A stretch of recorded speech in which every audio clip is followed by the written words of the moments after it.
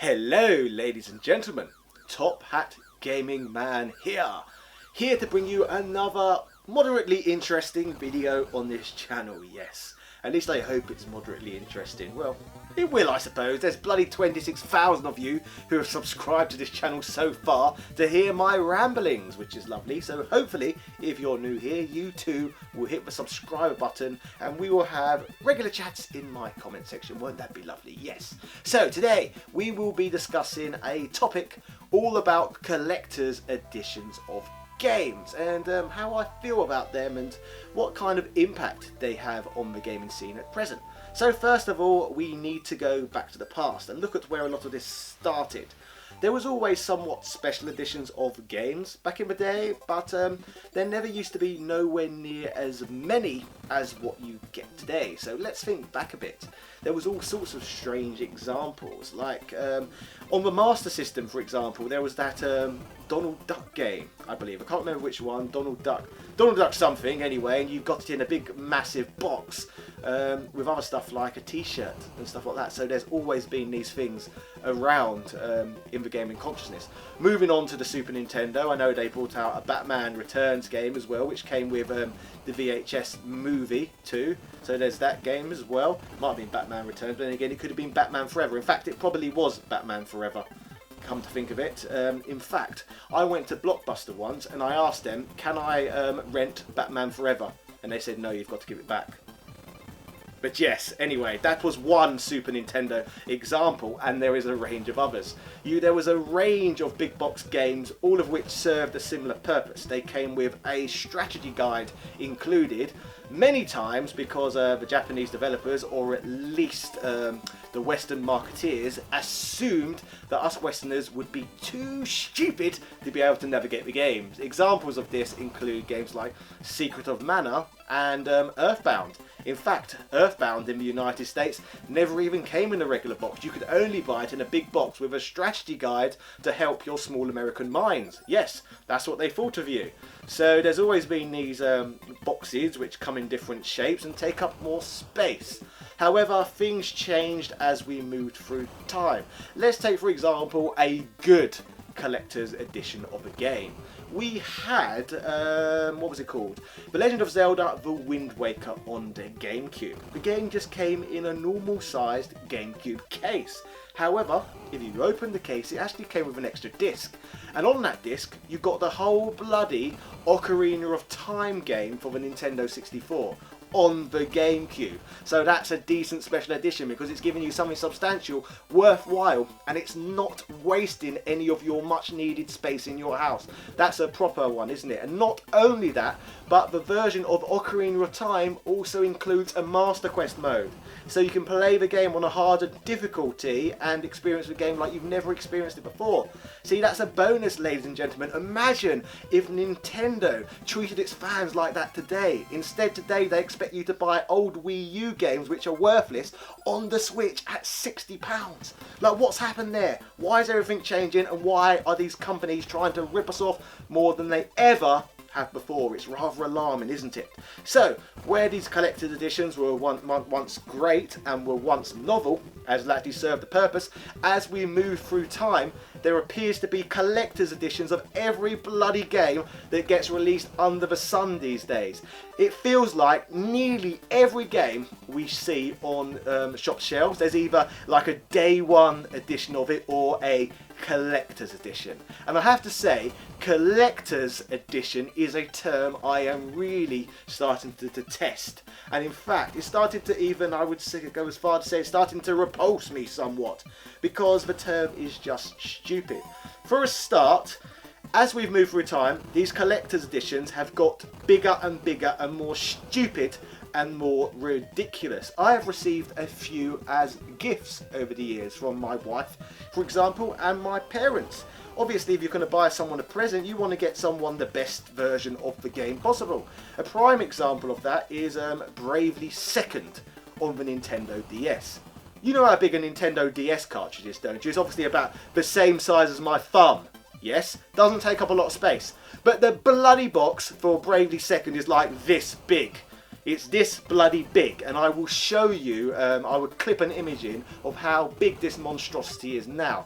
All it is a simple DS game, and they've made all this effort and time into producing these ludicrously sized boxes, which come with totally, completely useless stuff, such as, I don't know, like model figurines, stuff where only like a toddler would be interested. Very juvenile and pointless indeed. It's not like back in the day on the GameCube where you get a whole extra game. Instead, they are literally packing it in with worthless, complete tat. Like, where did it all go wrong, ladies and gentlemen? Where did it all go wrong? Absolutely outrageous. Other examples, recently, for Christmas, this Christmas just gone, my mother got me Xenoblade Chronicles 2 for Christmas for the Nintendo Switch. Once again, Nintendo Switch games are even smaller than Nintendo 3DS games, I think. I think their cartridges are ever so slightly smaller. But once again, this box is an insult. It is an insult to mankind. It takes up far too much space and just looks ridiculous wherever you place it. In fact, going back to the Bravely Second game, I don't even keep that in my games room. I just keep that in a cupboard upstairs out of the way because it looks so bloody ugly, so bloody ridiculous. I just don't even want to look at it. Another example as well, I own Castlevania, Lord of Shadows 2 for the Xbox 360. Once again, it came in this ridiculously sized, massive coffin with a couple of cheap, tatty plastic figures which look worse quality than Kenner's 1970s Star Wars figures, and then again an art book and just a load of crap which is completely useless. In fact, if you open the coffin, at least the game itself is in a steel case. So that's alright, isn't it? The steel cases, they're not insulting, they don't take up any more space than a regular game. So if you're going to release collector's editions of games, surely something like a steel case is enough, isn't it? You've got a special edition version of the game, and it takes up the same amount of space as a regular game. So that is my main issue with these collector's editions, I suppose, is the amount of bloody space they take up. If you're a collector, the whole point of collecting is you amass multiple objects. That is what collecting is. You're collecting things. You're collecting lots of different things. So if you're out there with a mindset, I want to collect lots of things, you're not going to want collector's editions, are you? Because you're not going to have bloody space for them. Where on earth would a normal human being, or even a collecting human being, who I know aren't normal, where are they going to keep all these games? Like, literally, you would have to live in a huge, insane mansion to be able to get collector's editions of games every single time, or one of those weirdos who just buys them and sticks them up in their loft and hopes they gain money in the future, because I know a few idiots like that as well, to be fair.